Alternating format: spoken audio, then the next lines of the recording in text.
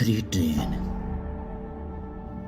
Raju station पर अकेला ही खड़ा था और रात के करीबन 12:47 हो रहे थे और प्लेटफॉर्म नंबर 3 पर एक पीली लाइट टिमटिमा रही थी, जैसे किसी बूढ़े आदमी की सांसें चल रही हो। और स्टेशन पर कोई भी नहीं था, ना चाय वाला ना टीटी, बस एक ही आवाज़, वही घड़ी की टिक टिक और राजू की सांसों की आवाज़। लेकिन राजू को घर पहुंचना था, पर घर जाने वाली आखिरी ट्रेन तो रात के 12:50 पर थी। और राजू ने मोबाइल देखा, पर नेटवर्क तक नहीं था। और उसने चारों तरफ देखा, पर अजीब बात है, इतना बड़ा स्टेशन और कोई भी नहीं। लेकिन तभी दूर से एक सीटी की आवाज़ सुनाई देती है। राजू की जान में जान आई, लेकिन यह सीटी कुछ अलग सी थी, लंबी चीखी, जैसे कोई दर्द में चीख रहा हो। और ट्रेन धीरे धीरे प्लेटफॉर्म पर आकर रुकती है, जिसके डिब्बे पुराने, खिड़कियों पर जाले लगे हुए और दरवाजों पर जंग लगा हुआ। और ये ट्रेन बहुत ही पुरानी थी, लेकिन राजू फिर भी चढ़ जाता है, क्योंकि अगर ये ट्रेन भी छूट जाती तो वह यहीं फंस जाता।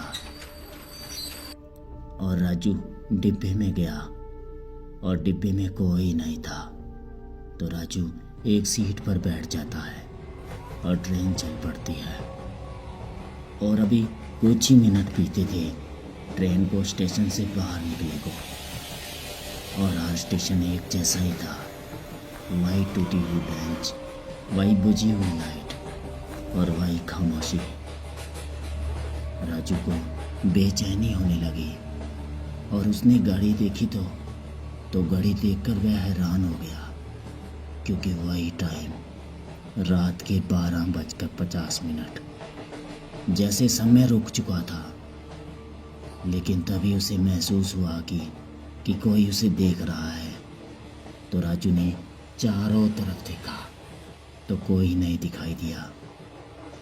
लेकिन तभी अचानक डिब्बे की खिड़की में से अपनी परछाई देखी, लेकिन वह परछाई मुस्कुरा रही थी। और राजू हड़बड़ा गया और उसने खिड़की से हटकर देखा, पर वह परछाई अब भी मुस्कुरा रही थी। और वह परछाई धीरे धीरे अपना मुंह खोला। राजू ने वह आवाज़ सुनकर घबरा गया, क्योंकि वह आवाज़ किसी और की नहीं बल्कि राजू की ही थी।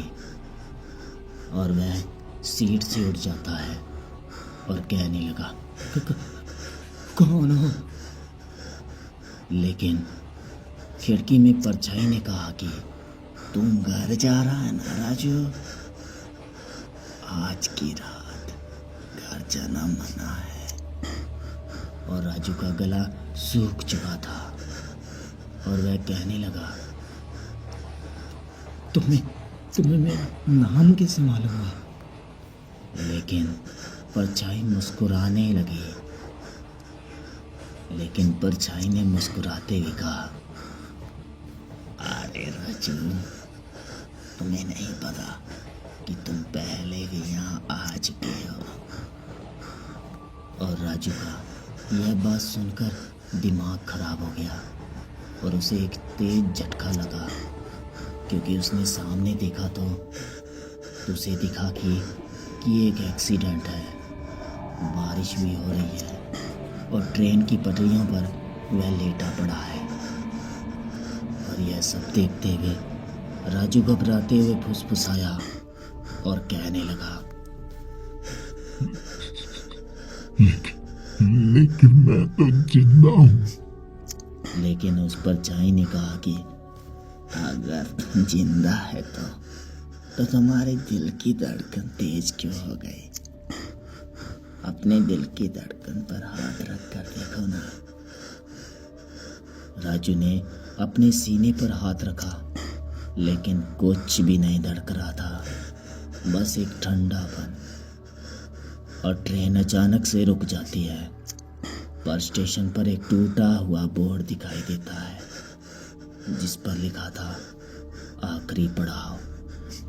और दरवाजे अपने आप खोल जाते हैं और राजू ने बाहर देखा तो बाहर घना अंधेरा और वह परछाई खिड़की से बाहर निकलकर राजू के सीधे सामने खड़ी हो गई। वही चेहरा, वही कपड़े, बस आंखें काली। और उस परछाई ने कहा, चल राजू, अब घर पहुंच गए। राजू पीछे हटा और कहने लगा, कौन हो तुम? और परछाई ने धीरे धीरे कहा कि अब तेरा यही घर है। और अचानक से प्लेटफॉर्म की लाइट जल उठी और राजू ने देखा कि प्लेटफॉर्म पर सैकड़ों लोग खड़े हैं। सबके चेहरे खाली, आंखें बुझी हुई और सब एक साथ बोलते हैं कि आखिरी ट्रेन में आपका स्वागत है। और राजू चीखना चाहता था लेकिन अब उसके गले से आवाज तक नहीं निकल रही थी। और ट्रेन का दरवाजा बंद हो जाता है और वही ट्रेन वापस चल पड़ती है। और प्लेटफॉर्म पर लगे बोर्ड पर अब धीरे धीरे नया नाम उभर जाता है, लेकिन राजू उसमें फंस चुका था। लेकिन अगली रात उस स्टेशन पर एक आदमी खड़ा था, घड़ी में वही टाइम 12:44। और धीरे धीरे से एक ट्रेन की सीटी सुनाई देती है। तो दोस्तों, हर रात 12:47 पर एक ट्रेन आती है जो हर किसी को अपना शिकार बनाती है। क्या आप इसमें सफर करना चाहेंगे? तो दोस्तों, आज के लिए बस इतना ही। अगर आपको यह कहानी पसंद आई है तो हमारे चैनल को सब्सक्राइब कर लें और बेल आइकन को भी दबा दें। तो मिलते हैं आगे ऐसी रोमांचिक पूरी कहानी।